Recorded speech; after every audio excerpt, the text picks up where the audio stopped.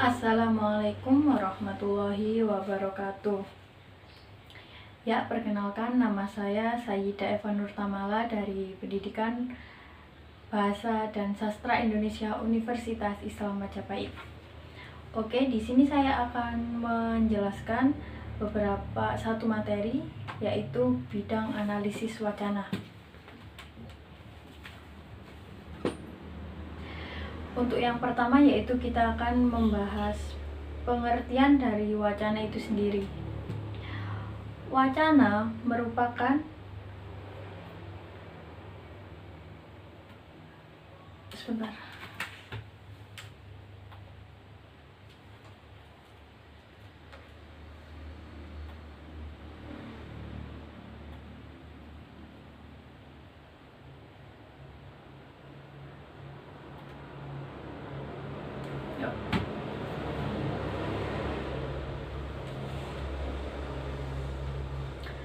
Wacana merupakan bahasa yang ditata menurut pola-pola yang berbeda yang diikuti oleh ujaran para pengguna bahasa ketika dalam domain-domain kehidupan sosial, misalnya domain wacana medis dan politik. Adapun 3 pendekatan konstruksionis sosial, yaitu yang pertama, teori wacana dari Ernesto Laclau dan Cantelmouth. Yang kedua yaitu analisis wacana kritis. Yang ketiga adalah analisis psikologi kewacanaan. Ketiga pendekatan tersebut sama-sama memiliki premis-premis utama tentang cara memahami entitas seperti bahasa dan subjek. Ketiganya juga memiliki tujuan untuk melaksanakan penelitian kritis, yaitu menyelidiki dan menganalisis hubungan-hubungan kekuasaan yang terdapat dalam masyarakat. Selanjutnya yaitu premis-premis utama. Premis-premis juga bisa diartikan sebagai landasan-landasan. Yang pertama yaitu pendekatan kritis pada pengetahuan yang dianggap lumrah apa adanya. Yang kedua, kekhususan kultum dan historis. Yang ketiga yaitu hubungan antara pengetahuan dan proses sosial. Yang keempat yaitu hubungan antara pengetahuan dan tindakan sosial. Kita akan membahas yaitu yang pertama adalah teori wacana dari Ernesto L. dan Cantelmouth. Menempatkan teori struktural yang paling murni dalam bacaan kita ini. Teori ini titik pangkalnya dari gagasan yang menyatakan bahwa wacana mengonstruk stabil makna tidak pernah bisa tetap secara permanen. Yang kedua yaitu analisis wacana kritis pada pendekatan yang dilakukan oleh Norman Fairlock juga menekankan peran aktif wacana dalam mengonstruksi dunia sosial. Akan tetapi berlawanan dengan pendekatan yang dikemukakan oleh Laclau dan Mouth. Fairlock banyak aspek praktik sosial bidang utama yang menarik dalam analisis wacana kritis yang dikemukakan oleh Fairlock, yaitu penyelidikannya terhadap perubahan khusus menggunakan bahasa dalam interaksi sosial. Selanjutnya yaitu analisis wacana kritis dan psikologi kewacanaan. Kami meletakkan pondasi-pondasi teoritis dan pedoman-pedoman metodologis untuk menganalisis wacana masing-masing tradisi. Tujuan pemberian pedoman dan contoh pada 3 bab menerapkan pendekatan-pendekatan yang berbeda pada analisis wacana dalam kerja yang empiris. Selanjutnya yaitu dari sistem bahasa kewacanaan. Yang pertama, tidak semua pendekatan analisis wacana secara jelas berkiblat pada konstrukturalisme, tetapi semua menyepakati ide-ide utama seperti berikut. Yang pertama yaitu bahasa bukanlah merupakan refleksi realitas yang telah ada sebelumnya. Yang kedua yaitu bahasa terstruktur dalam pola-pola atau wacana-wacana. Tidak hanya ada dalam tidak hanya dalam satu sistem umum makna sebagaimana yang dikemukakan strukturalisme. Saussure Hemaun terhadap serangkaian sistem atau wacana. Tempat terdapat serangkaian sistem, tempat makna bisa berubah dari wacana satu ke wacana yang lain. Selanjutnya yaitu pola-pola kewacanaan itu dipertahankan dan ditransformasikan dalam praktik-praktik kewacanaan. Yang selanjutnya yaitu karena itu pemeliharaan dan transformasi pola-pola tersebut hendaknya dieksplorasi melalui analisis konteks-konteks khusus tempat bertindaknya bahasa.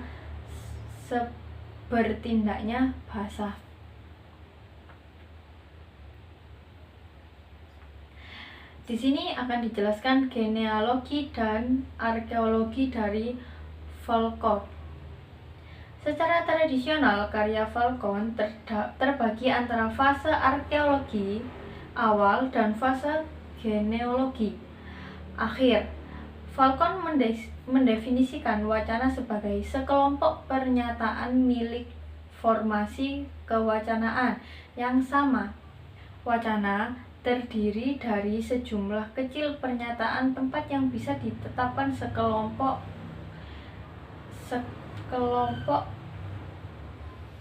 kondisi eksistensi. Wacana bukanlah bentuk tanpa waktu yang memiliki batas berbagian, transformasi, mode khusus transpolitasnya.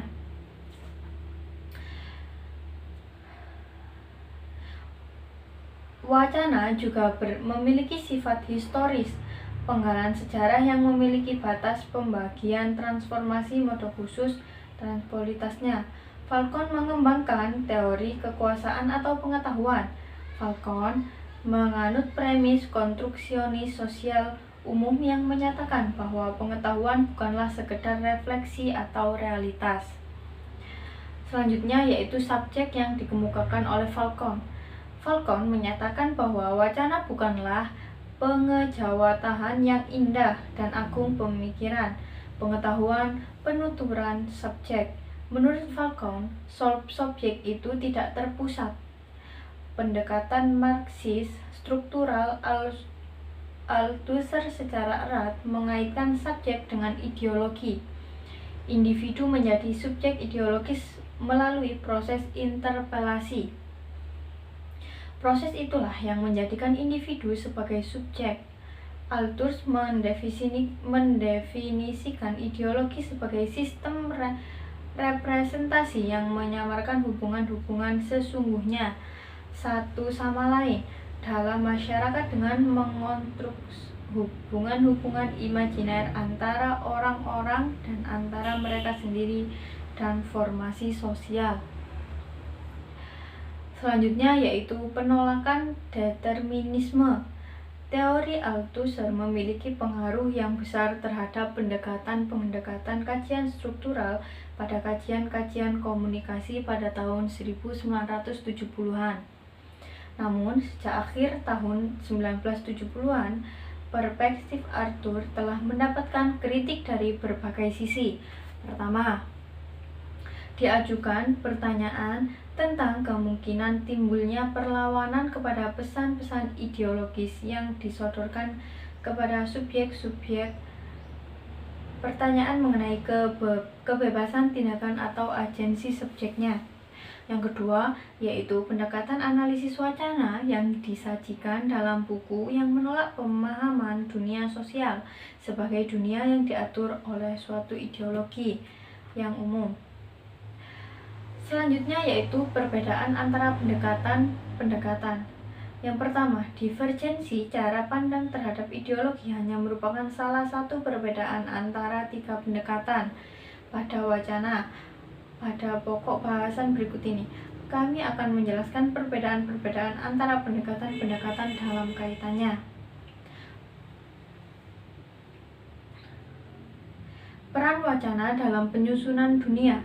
Analisis wacana kritis dari Verloc membeberkan konsep wacana untuk teks, pembicaraan dan sistem semiologis lain, misalnya isyarat dan bahasa basi, yang membuat konsep ini tetap berbeda dengan domain-domain lain dan praktik-praktik sosial yang lain. Praktik kewacanaan dipandang sebagai satu dimensi atau domain setiap praktik sosial dalam suatu hubungan dialektis dengan saat-saat lain sesuatu praktik sosial. Selanjutnya yaitu fokus analisis. Psikologi kewacanaan difokuskan pada praktik keseharian orang-orang. Psikologis ini senantiasa melibatkan struktur kemasyarakatan yang lebih luas yang ditransformasikan atau dilakukan oleh orang-orang dalam praktik kewacanaan. Teori wacana orang yang praktik wacana. Teori wacana, Laux dan Mouffe paling tertarik pada wacana-wacana yang dipersonalisasikan dengan lebih abstrak.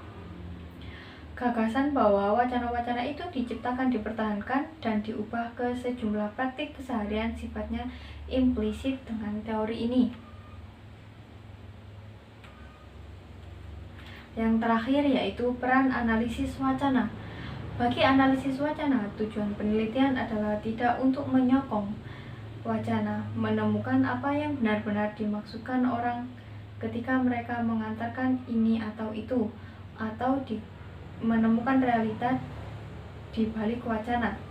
Titik awal adalah bahwa realitas tidak pernah bisa dicapai di luar wacana, dan dengan begitu wacana sendirilah yang menjadi objek analisisnya. Sekian yang dapat saya sampaikan di sini. Mohon maaf bila ada salah-salah penyampaian.